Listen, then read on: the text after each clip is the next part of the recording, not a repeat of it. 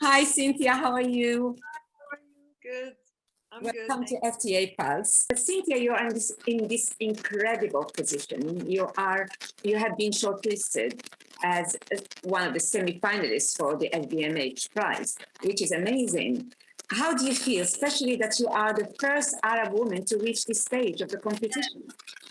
I feel really proud. I feel really, really proud to be exactly like one of the first Arab women and the first person, I think. I mean, maybe we have to double check this, but I'm pretty sure it's the first brand that's actually from the region, started in the region, grew in the region.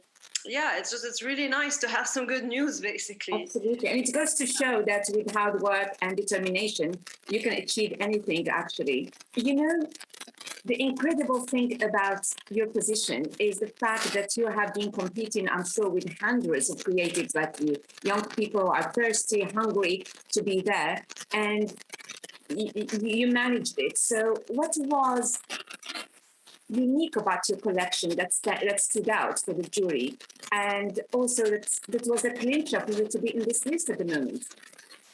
Yeah, I mean it's an interesting position. I mean, I can't speak once again. I can't speak for the juries, of the prizes of LVMH or Fashion Trust Arabia. I think I personally just think it's something. This brand is something that's really special.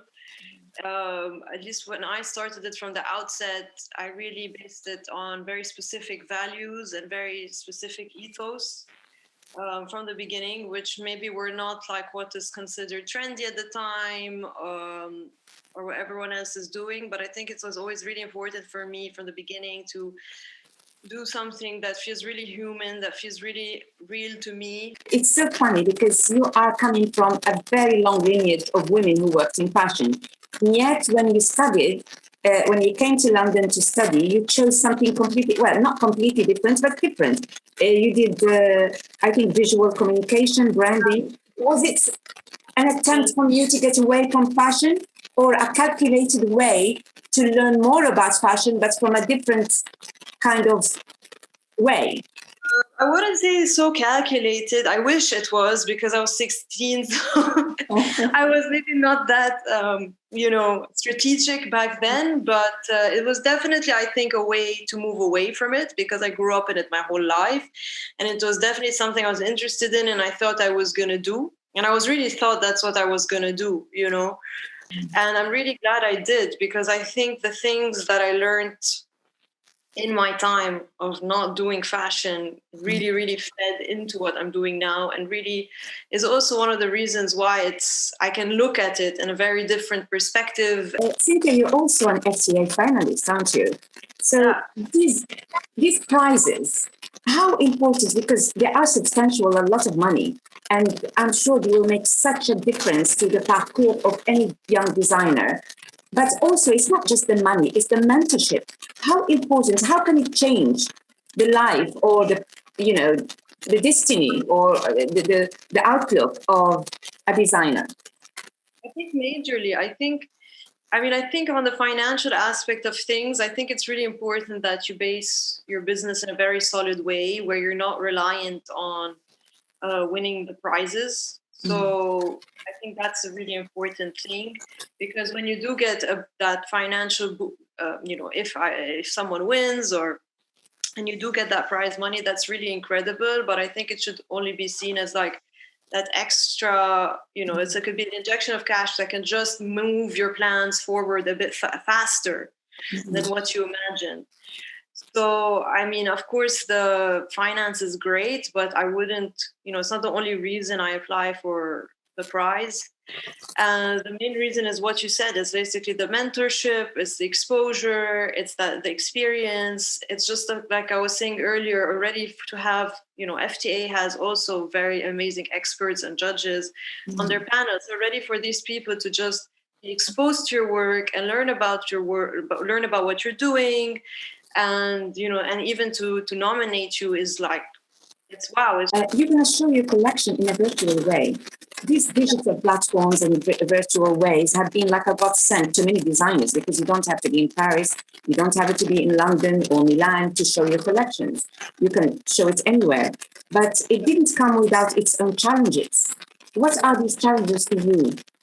Yeah, I mean, for me personally, for my brand and what I do, it's not very much a godsend because it's so much about craft. It's so much like I mean, there's so much consideration put in the pieces and how they're done and how they're made that it's really something, and it's all about creating something that feels very human and very soulful.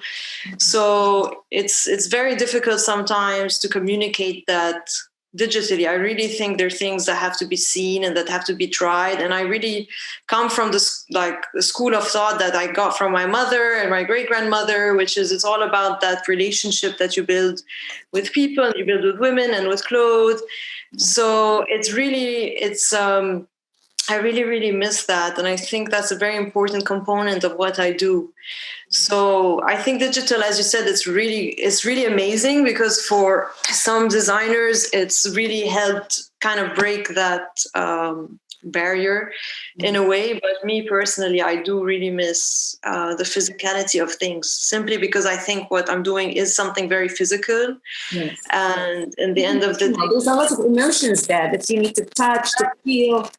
Fast fashion has become, it's made everything so accessible and move at such a fast pace.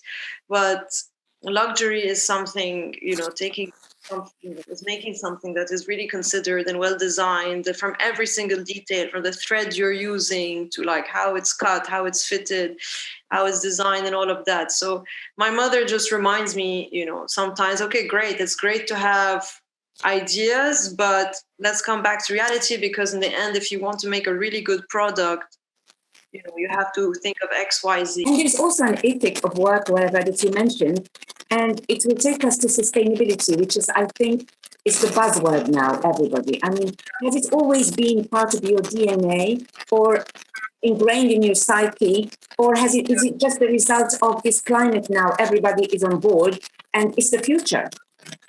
Yeah, I think ingrained is a very good word.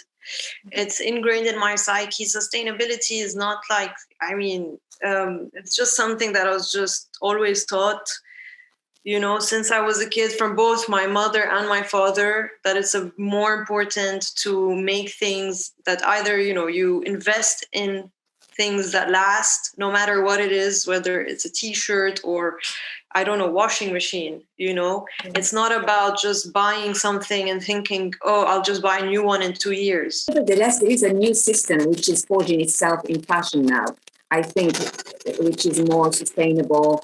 We're going that way of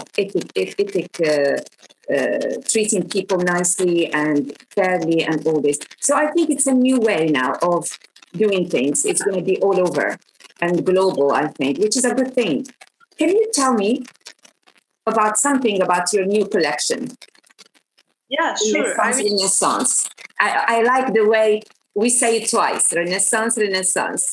Yeah, great. I like it. This collection, I really would say, is kind of like a reset and kind of like trying to go back. And now it's at a point of like, okay, we need to pause. It's not about like constantly making new things all the time, because there's actually a lot of incredible ideas that have arrived at this point. It's actually more of assessing all the work that has been done at this point. And now that we're at a position where anyway, like things are transforming and changing, it's not about just like keep going. And it's like, let's look at what has been done. Let's start editing and let's start really like building a very kind of something that's more strong and sustainable. It's very important to have a story to tell, but I think that story and the process and the fact that we are evolving, it is evolving every season. It's just not evolving in the way that maybe is traditionally, we traditionally think of a brand as evolving, Yes, yeah. Okay, well done. I mean, I wish you all the luck. Congratulations, and we're going to be rooting for you for success, and inshallah. Thank you, Anja.